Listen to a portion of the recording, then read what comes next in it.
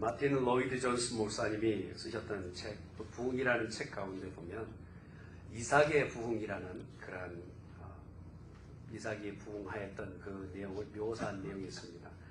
그 내용을 잠깐 살펴보면 블레셋이 항상 이 우물을 파놓았던 우물을 다 덮어서 더 이상 사용할 수 없게끔 만들어 놓은 그 상황에서 이삭이 다른 곳에 가서 우물을 파고 또 새롭게 시작하는 것보다는 이미 아버지 때에 그 파두었던 우물을 다시 시작하면 어떨까 하는 그 마음으로 아버지 때에 파두었던 그 우물에 가서 모든 이물질과 쓰레기들과 블레셋이 더 이상 파내지 못하게끔 다 막아두었던 것을 다 걷어내고 거기서부터 새 인생을 시작합니다. 그러니 블레셋이 그렇게 더 이상 쓰지 못하게끔 얼마나 이렇게 쓰레기들을 다 모아놨을 때 치울 때 마음은 이걸 다시 새롭게 그냥 새로 팔까 하는 마음이겠지만 확실한 것은 이미 아버지 때에 이 우물을 파놓았기 때문에 그 안에 물이 있다는 게 확실한 거예요. 물이 있다는 게 확실하고 이것만 걷어내기만 하면 그 물을 내가 맛볼 수 있다. 그래서 이삭은 어떻게 부흥을 맛보았느냐 하면 이미 아버지 때 파두었던 그러나 지금 다 감춰주고 묻어져 버린 듯한 그 우물을 다시 다 걷어내고 시작하게 되면 부흥을 다시 맛볼 수 있다라는 내용의 글귀죠. 기독교 역사상의 부흥의 비결을 동일하게 볼 수가 있어요. 우리가 초대교회에 시작하였던 그 부흥의 역사부터 시작하여서 미국에 있었던 부흥과 우리나라에 있었던 1907년에 있었던 그 부흥의 역사를 우리가 다시 한번 우리의 마음에 받고 어떠한 마음으로 그 부흥을 바라보느냐에 따라서 우리 세대에 다시 한번 이 부흥을 맛보게 될 줄 믿습니다. 110년이나 지난 1907년의 평양의 대부흥, 이것은 여러 글귀들이 있지만 기록한 글귀들이 있지만 그 글귀들에서 우리가 괄목할 만한 글들이 있어요. 그 글들을 기록하였던 선교사님들의 그 이야기들을 보면 우리의 마음이 닿습니다. 하나님에 대한 가난한 마음을 가지고 죄에 대해서 어떻게 해서든 이것을 가슴을 치며 찢어내며 회개하고자 하는 그 마음과 교단과 교파를 초월해서 기도하는 자리에 함께 기도하는 그런 생명력 있는 말씀과 기도의 역사가 초대, 특별히 우리나라의 평양의 대부흥의 운동에 있었다는 것입니다. 근데 조선의 그 역사 가운데 1907년이 있기 전에 1906년 9월쯤에 이제 미국에서 온 하워드 박사님이 그것에 선교사님들 다 모이게끔 했어요. 그리고 나서 모여서 서로 말씀을 주고 나누는데 이미 조선에 와 있었던 선교사님들은 중국과 일본보다는 한국의 조선에 있는 이들이 복음을 받아들인 율이 훨씬 많거든요. 거기서 안도하고 있어요. 이 정도면 괜찮겠다. 이 정도면 부흥했다. 라고 하는 부흥에 대해서 더 이상 기대조차 없는 그때가 되어버린 거예요. 교회는 세워놓고 말씀을 전하되 이제 이 정도면 되겠지 하고 하는 자기 안도에 있을 그 즈음에 이 하워드 박사님이 그곳에 나가서 함께 선교사님들 모여 집회하는 그 과정 가운데 여러분 선교사님들 지금 이러고 계실 때가 아닙니다.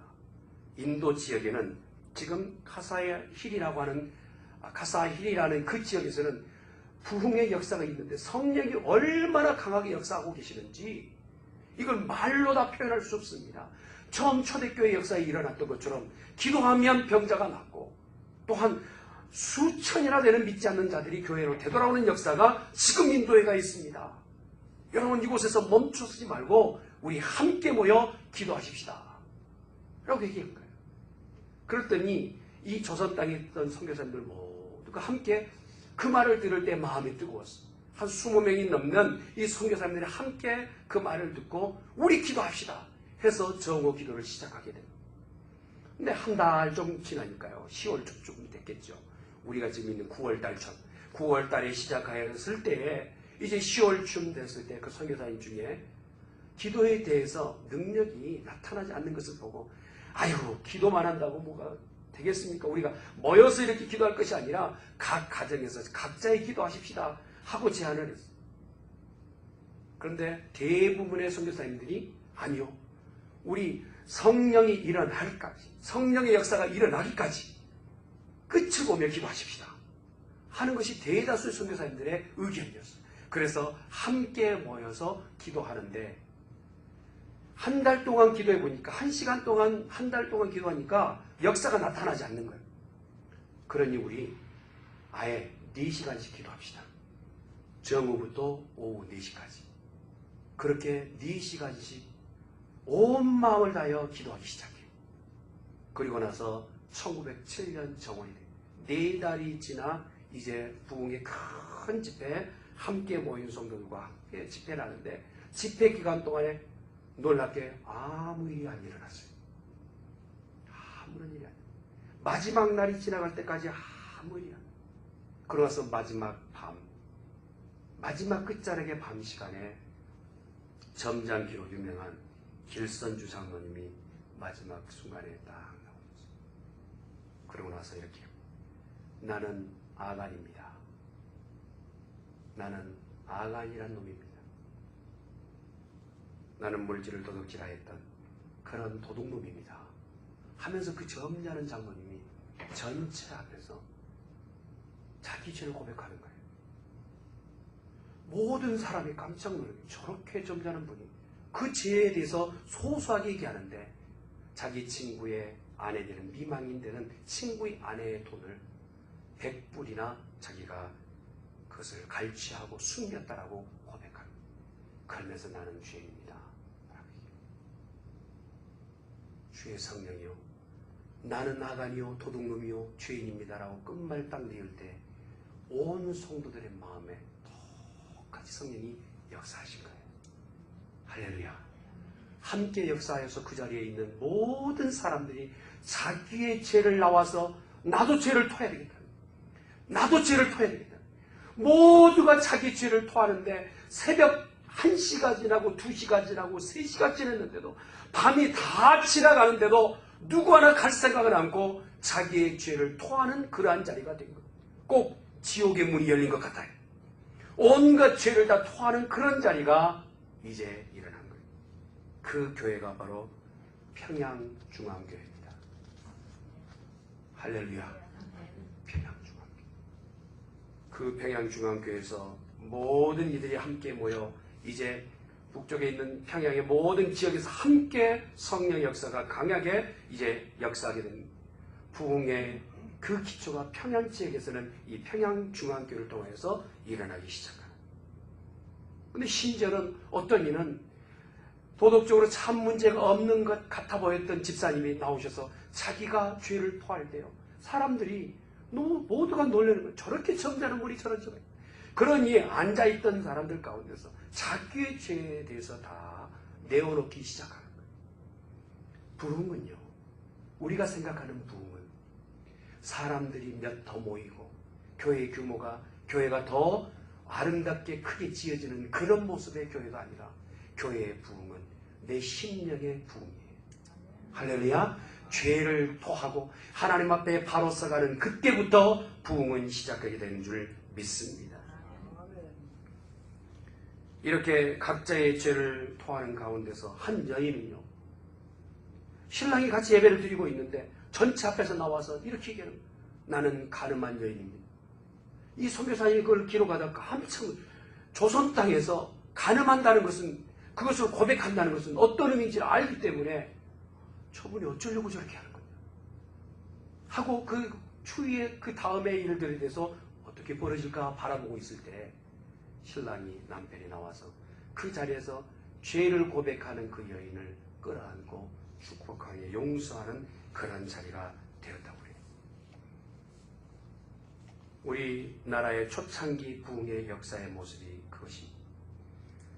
조선교회 새벽기도가 어느 때에 어느 교회부터 시작된 줄 아세요? 새벽기도가 조선 땅에서는 평양중앙교회에서 시작되었습니다. 중앙교회. 할렐루야. 라스베가스 중앙교회. 뭐가 좀 연관이 됩니까? 부흥은 우리 교회에서부터 시작하십시다. 할렐루야. 몇 명이 모였다 할지라도 하나님 앞에 바로 서십시다. 하나님 앞에 죄를 토하십시다. 하나님 앞에 은혜를 구하십시다. 기도하는 자리에 모이십시다. 그러면 하나님께서 우리에게 은혜를 공급하여 주실 줄 믿습니다. 그들 가운데 이렇게 죄를 토하니까 모든 이에게 너그러워지는 거예요. 모든 이에게. 죄를 지었다는 이에게도 너그러워지고, 그래서 심지어는요, 한 여인이 기도하다가 기도가 잘 안 되는 거예요. 무슨 기도냐면 주기도문이에요. 주기도문을 하다가 그러니까 예전 같으면 하늘에 계신 우리 아버지 하면서 쭉 주기도문이 이어져야 되는데, 우리가 우리의 죄를 용서해 준 것 같죠. 이 우리의 죄를 용서해 주신 주님의 그 편에서 도저히 태사가 한 걸음 못 나가는 거예요. 그래서 한참을 거기서 붙잡고 있다가 그냥 울어버리는 거예요. 나의 죄를 용서해 주신 주님 앞에 나는 지금 용서하지 못한 대상이 있는 거예요. 거기서 기도하던 자리에서 멈춰서고 나아가서 자기의 마음의 원한이 됐던 사람과 화해하고 되돌아와서, 그리고 나서 다시 한번 은혜의 생활을 하게 되는 그런 역사가 우리나라의 부흥의 역사 가운데 있단 말이에요. 또 어떻습니까? 교회가 좀 어렵다 하면 물질에 대해서 아까운 마음을 가지지 않냐고 모두가 한마음 한뜻으로 헌신하고 봉사한 내용이 있기 때문에, 심지어는요, 교회가 건물을 다 짓고 나서 50불이 비쳤어요. 지금 말하면 이 50불이 우리 지금 화폐 가치로 50불 별것 아닌 것 같지만 예전 1900년대에 50불이면 꽤 크지 않습니까? 그런데 성도들이 다 쥐어짜서 이제 더 이상 헌금할 것이 없는데 한 분이 마음에 감동이 되는 거예요. 그래서 그 감동된 분이, 목사님 얼마 비쳤습니까? 50불입니다. 근데 선교사님이 그렇게 얘기하고 나서 괜히 말했다 싶은 거예요. 저분은 먼 일을 벌일 것 같은데 그 가정의 살을 다 알고 있거든요. 그래서 하사십시오 하고 싶은데도 그냥 내버렸어요. 그런데 그 다음날 이분이 50불을 들고 온 거예요. 어떻게 가져왔습니까? 묻지도 않고 그냥 받았어요. 그러고 나서 빚을 갚았어요. 근데 이제 선교사님이 사찰하기 위해서 이렇게 쭉 둘러보시는데 이상한 광경을 본 겁니다. 그분 밭에서 자기는 쟁기를 쥐고 있고 자기 아들은 앞에서 쟁기를 끌고 있는 거예요. 그래서 묻는 거예요. 아니 도대체 그렇습니다. 도대체 무슨 일이 벌어졌느냐 물었더니 농사일에 꼭 필요한 소를 팔아서 헌금한 거예요. 이런 마음으로 교회를 섬기기 시작한 거예요. 교회 부흥은요, 누군가 갖다 주는 게 아니에요. 우리 각자가 교회 부흥을 기대하고 한 마음으로 갈 때 교회는 부흥하게 되는 겁니다. 할렐루야. 교회뿐만 아니라 기독교가 다시 한번 일어설 수 있는 귀한 기회는 우리 각자가 성령을 기대하며 이 마음으로 갈 때 주께서 우리에게 은혜를 베풀어 주실 줄 믿습니다. 이 마음은요, 지금 아브라함의 아들 이삭이 그 다 묻어두었던, 예전에 그곳에 샘이 났어, 예전에 그곳이 샘이었어 라고 했던 그 자리, 예전만 유추하고 생각할 것이 아니라 그것을 떠들어내면, 하나씩 하나씩 돌을 다 내어놓으면 실제로 그곳에서 물을 퍼내면 물이 나오는 것처럼 우리 기독교 역사에, 우리나라에도 성령의 역사가, 그런 역사가 있었단 말입니다. 그러므로 우리 각자도 다시 한번 이 부흥을 기대하는 성도가 될 수 있게 되었으면 축원합니다. 우리 교회, 우리나라의 이 부흥 가운데서 더 귀한 것은 무엇입니까? 말씀을 사모하는 부흥이었답니다. 말씀을. 아마 이곳에 신앙생활을 예전부터 하셨던 분들은 기억하실 거예요. 어느 곳에 부흥 사경회가 있다면요, 다 먹을 거 입을 거 싸들고 그곳에 가서 부흥성에 함께 참여했던, 당시에 1907년도에는 한 해 동안에 1400여 회의 이 부흥성회가 있었다고 합니다. 부흥사경회가. 근데 그곳에 모인 학생들의 숫자만 해도 9만 명이 넘는 학생들이 모인 거예요. 그러니 말씀을 사모하고 말씀을 들으려고 하는 그곳에 하나님의 역사가 나타나지 않았겠네요. 어려운 환란이 있으면요, 어렵게 하는 그것 때문에 오히려 말씀 앞에 집중하는 거예요. 목사님과 전도사님과 각 직분자들이 일본이 어떻게 해서든 믿음을 얻게끔 하려고 하는 그 간악한 계획 가운데 감옥에 갇히게 되면, 아유 잘됐다, 이번에는 휴가차 감옥에나 가자 하는 마음으로 성경을 들고 가서 아예 성경 전권을 외우고 나오신 분들도 계셨어요. 이것이 바로 우리가 가지고 있는 아름다운 부흥의 이야기예요. 역사는 지금도 우리에게 말하고 있습니다. 초대교회 성도들은 주의를 위하여 고난을 받는 것을 하나도 수치스럽거나 부끄럽게 얘기하거나 고단하게 얘기하지 않아요. 오히려 내가 고난당하는 것을 기쁨으로 받아들이는 그러한 신앙인의 모습을 가지고 있습니다. 1907년도에 신앙인들 가운데 고난을 당하는데 이 박해 가운데서요. 심지어는 엄지손가락 2개만을 쇠사슬에 걸어가지고 사람을 대롱대롱 매달아간다. 엄지손가락만 달아놨대. 그러고 나서 달고 오는 그 다리미로 몸의 부분들을 다 그렇게 태우는 거예요. 그 과정 가운데서 7번 이상 실신은 하지만 7번 이상 다 정신이 다 빠져서 실신하지만 그곳 가운데서도 예수님에서 부인하지 않았던 기독교입니다. 그 기독교가, 그 믿음이 오늘 저와 여러분 가운데 여기까지 신앙생활 할 수 있게끔 종자가 되었고 모판이 된 줄 믿습니다. 그러면서 제가 오늘 하박국을 보려고 해요. 하박국이 있었던 상황은 비슷합니다. 선왕이 말씀을 받으려고 했던 그 왕의 시기가 다 끝나고 요야김이 이 정권을 잡아가지고 정치를 하는데 뭘 봐도 소망이 없는 거예요. 정치를 보아도 경제를 보아도 사회 일반적 모든 문제를 보아도 그리고 나서 북방에서는 아수르와 바벨론이 늘 북이스라엘 이미 아수르에 그 다음에 이제 바벨론에 의해서 곧 무너지게 될 남유다 가운데서 어느 곳 하나 평온치 않는 땅이 되었어요. 예전에 그렇지 않았거든요. 하나님을 섬기는 이 예루살렘과 이스라엘은 각 나라들이 오히려 두려움의 대상이 되는 두려워할 만한 그런 나라였어요. 다윗이 치정하였을 때 그랬고 솔로몬이 치정하였을 때 그랬어요. 그럼에도 지금 보니 하박국이 아무리 들여다봐도 어느 곳 하나는 하나님의 공의는 사라져버리고 정의가 없는 믿음 생활에 올바로 믿음 생활하지 않는 그런 시대에 이 하박국이 살죠. 하박국의 원래 이름의 뜻은 감싸 안는다, 포옹한다는 뜻이에요. 부모님이 아들을 그렇게 기대하다가 하박국을 낳았나 봐요. 옥동자 같은 하박국. 그래서 하박국 내가 너를 품에서 떠나보낼 수 없다 하고 항상 껴안는다 해서 하박국이라는 이름을 쓴 거예요. 어떤 분은 그러더라고요. 이게 하박국인가 호박국인가 전혀 상관없어요. 원래 원의미가 내가 품에 안는다는 뜻이에요. 그런데요, 이 선지자, 이전에 있었던 아주 무엇인가 죄에 대해서 질타했던 예전의 선지자와는 다르게 하박국은 자기 민족을 끌어안는 그런 선지 역할을 해요. 그러면서 뭐라고 합니까? 너희 가운데 믿음이 다 사라져버리고 예전에 그 성령 충만했던 은혜들은 다 사라져버리고 지금에 보니까 빈 달구지처럼 달랑거리면서 소리만 요란하지만 내용이 없는 그런 이스라엘 백성. 이렇게 얘기합니다. 의인은 믿음으로 말미암아 살리라. 할렐루야. 우리 믿음으로 되돌아가자는 거예요.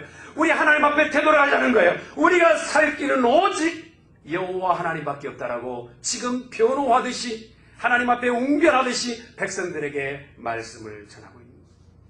그러면서 얘기합니다.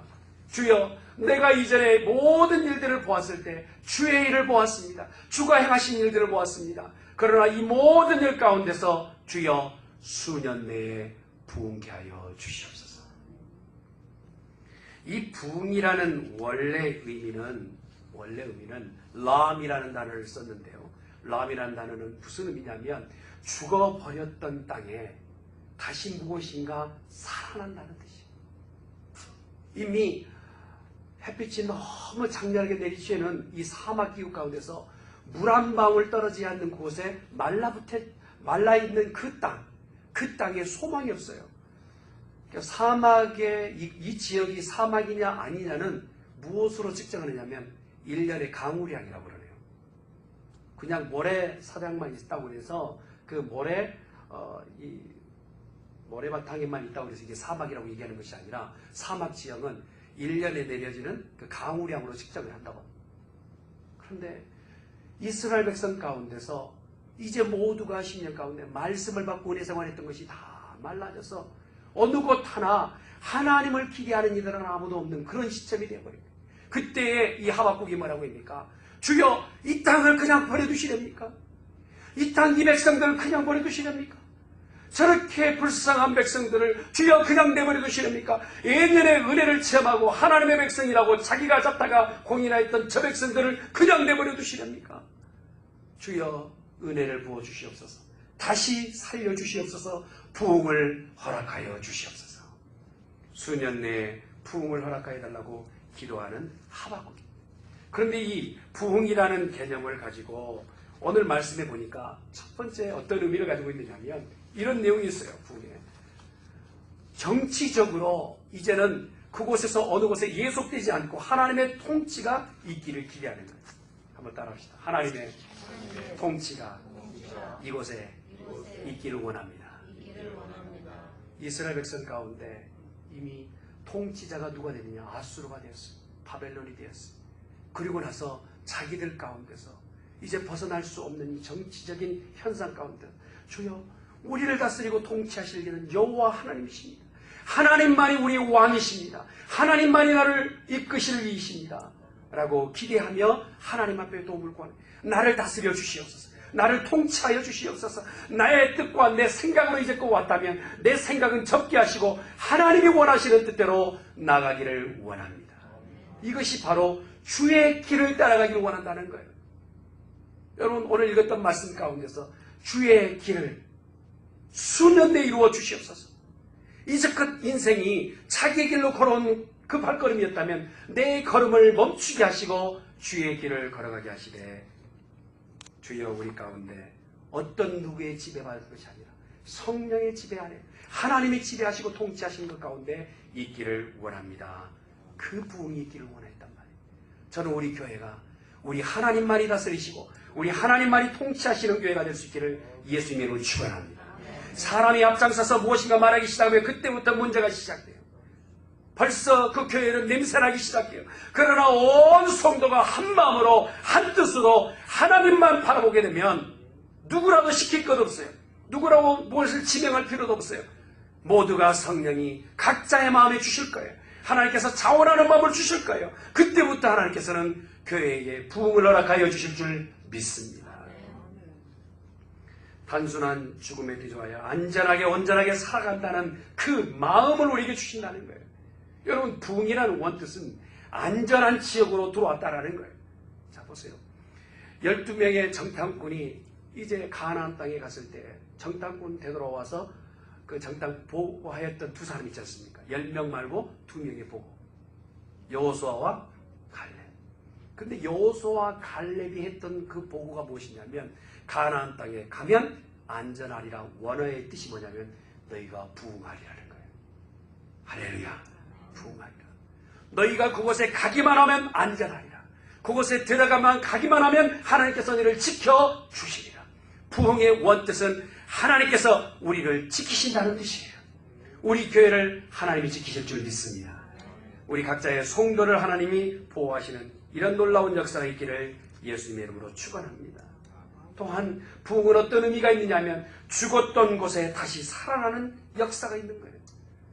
사렙담 가부의 아들이 죽었어요.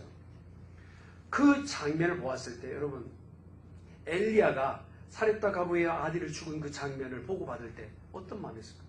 나는 어떻게 할 수 없어요. 여러분 사람을 살리고 죽이는 것은 사람에게 있는 게 아닙니다. 살고 죽는 것은 하나님의 손에 있어요. 근데 엘리야가 그 마음에 이 아들에게 부흥을 주시리라는 믿음입니다.